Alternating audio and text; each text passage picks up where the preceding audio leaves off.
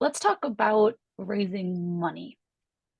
And I think this topic has changed come from the first, second, now the third edition Mm, of your book.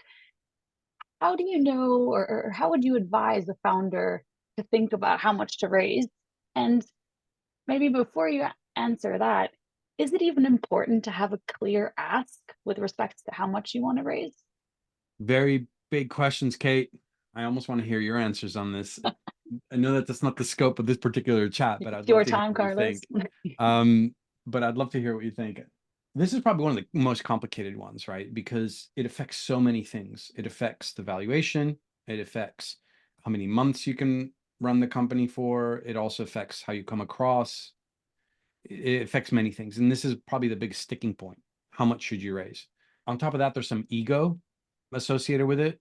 And we all have an ego. So it's not that anybody who's listening is being accused of having an ego. So we all have an ego, but it's how we manifest it. And sometimes people want to manifest their success through how much they raised.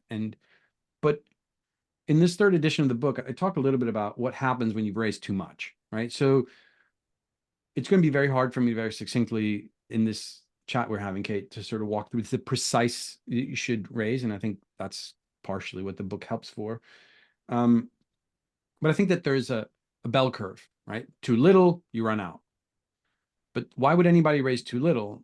The reason why sometimes people raise too little is because there's this perception that if you raise less, you can probably get certain people off the fence.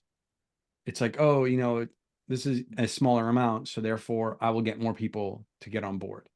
That's when you raise too little or you're unable to, right? And so you don't have enough funds to execute. On the other end of the spectrum is raising too much. And I think that that's probably the biggest thing that's changed in version 2 to version 3 of the book. I knew that that was the case when I wrote versions 1 and 2, but nobody had seen it really in the ecosystem. And so it was very hard to talk about it in abstract until what happened post COVID when there was a lot of money injected into the system by monetary policy. So one of the things that we do talk about in the book is this idea that if you raise too much money, there's a whole series of repercussions.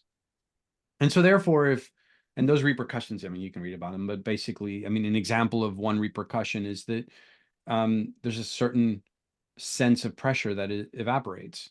And people are like, well, no, I can instill pressure by having more funds. And to some extent, that's true, but to some extent, others also know the truth. And so therefore, there's expectations about what they should get paid and other things like that on the basis of what they know you raised. And so it creates a lot of second order effects that people sometimes don't want to acknowledge, but they're there and the data shows it. It's like a lot of companies who raise too much money um, have some issues, and it's a hard thing to talk about, right?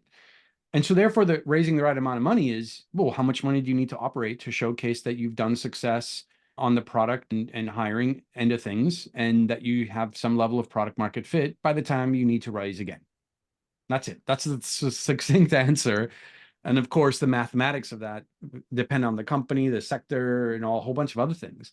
But, I try to unpack in the book a little bit about how that journey of discovery and then keeping within the boundaries of not too little, not too much.